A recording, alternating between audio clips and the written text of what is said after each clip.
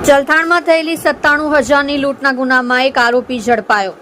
રાત્રિના મિત્ર સાથે બાઇક પર જતા યુવકને આંતરી લૂંટ કરી હતી। કડોદરા જલથાણ રેલવે ગરનાળા નજીક મોટરસાયકલ પર જઈ રહેલા 3 યુવકોએ ચપ્પુની અણીએ 97,000ની મત્તાની લૂંટમાં એકને ખોલવડથી પકડ્યો।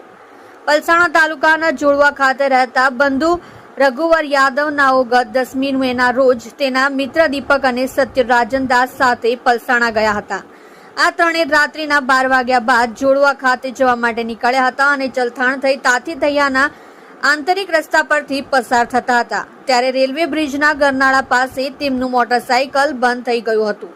આ દરમિયાન એક મોટરસાયકલ ઉપર 4 જેટલા વ્યક્તિઓ આવ્યા હતા જેમણે ચપ્પુની અણીએ આ ત્રણેયને આંતરીને 97,000 રૂપિયાની મત્તાની લૂંટ ચલાવી ભાગી છૂટ્યા હતા।